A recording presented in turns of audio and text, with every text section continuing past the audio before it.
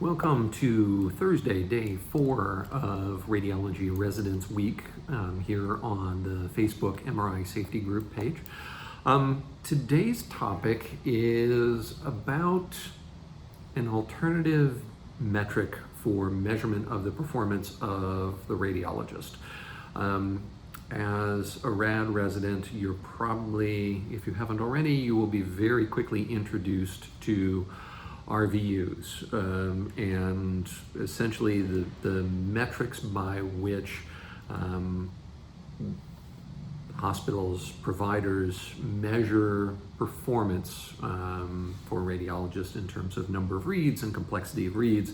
You're also going to be introduced to metrics like RadPeer, where other radiologists essentially overread reports and determine the degree to which they agree or they feel that your report was accurate enough and complete enough.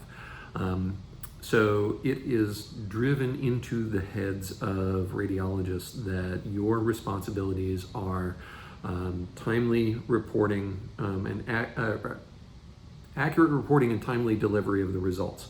And those are over and over again the gold standards by which radiologists are judged. I'm going to throw in another essential factor. It's one that you're likely not going to be graded on, or at least not in the same kind of structured format. But this all kind of, if we hit the rewind button a little bit, and we say, okay, what is it that the radiologist is ultimately responsible for? You're not ultimately responsible for RVUs. You're not ultimately responsible for RadPeer scorings. You are ultimately responsible for patient care. And if we sort of periodically return to home base, patient care, as the central obligation of the radiologist, then we begin to be able to better contextualize the things that you are measured against, RVUs, RadPeer scores, that sort of thing, and understand the still vital importance of other aspects of your practice that maybe aren't part of your regular review.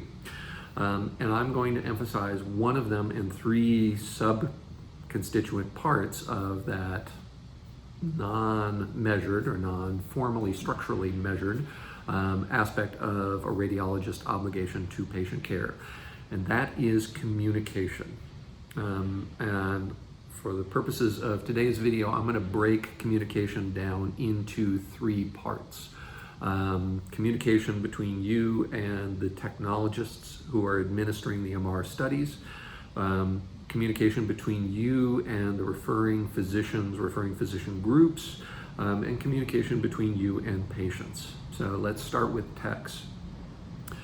As a new radiology resident, one of my most powerful recommendations to you is to establish relationships with existing, experienced MR techs, because they are going to be able to provide you with a wealth of practical information, experience in terms of the actual delivery of patient care, because they're on the front lines of that. That's their role day in and day out.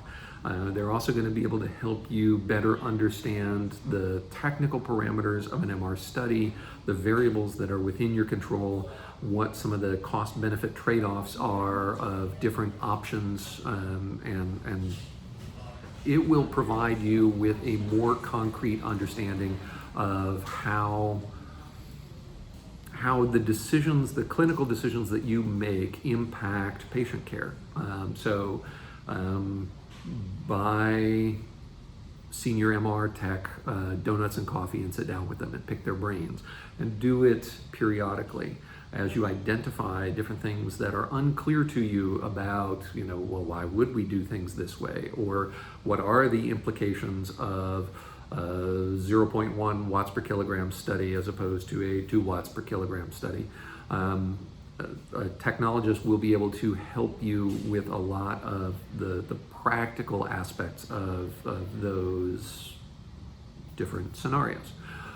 Switching gears to referring physicians. As we covered in a previous day's topic, referrers refer, they don't order, they don't prescribe.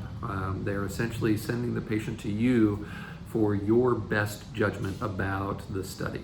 Now, things are complicated because of Stark laws that they actually limit some of the, or put restrictions on the prescribing power of radiologists in some respects, particularly with respect to contrast.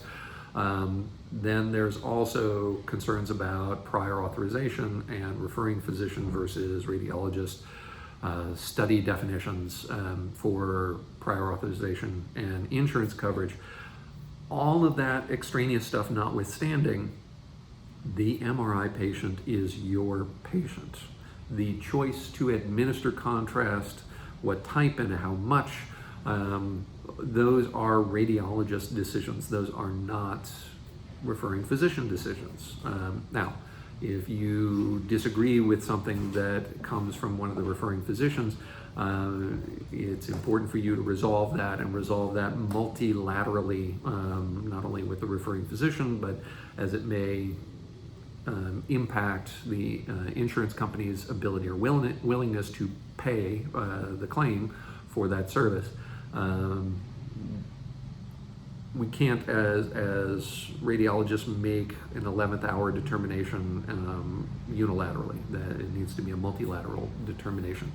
But even if the referring physician jumps up and down and yells and screams and points to their med school degree and says, well, my med school was better than your med school, so therefore you should listen to me, they are not responsible for the safety of the delivery of MRI patient care.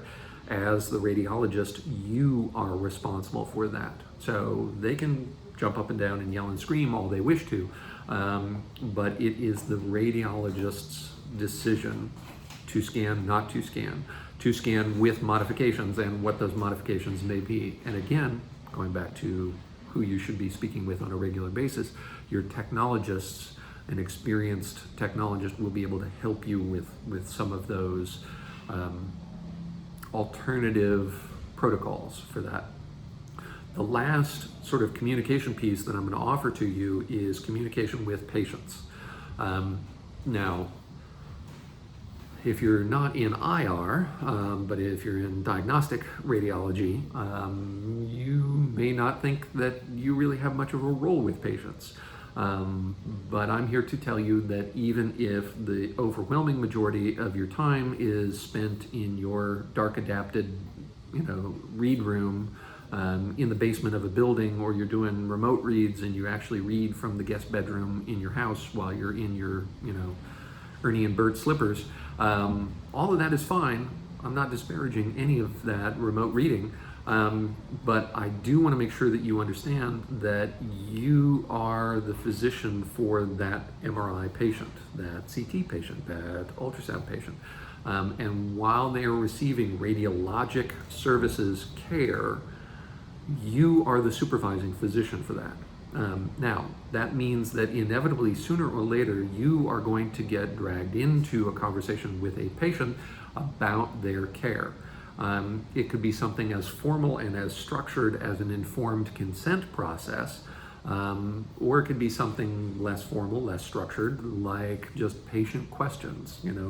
What does it mean when my study says X? While patient communication outside of the formal and structured pieces doesn't necessarily have to be a part of your daily routine, I would encourage sort of a regular return to, as I open the video, the central premise, which is a radiologist's responsibility is to deliver patient care. And that we need to, every so often, return to that touchstone, return to the notion of patient care, and patient communication is a piece of that. There are radiologists who structure their professional life in such a way as to minimize any and all contact with patients. And in my opinion, I think that that's a mistake. I think that understanding the recipient of our professional care is really sort of central to the job duties of a radiologist.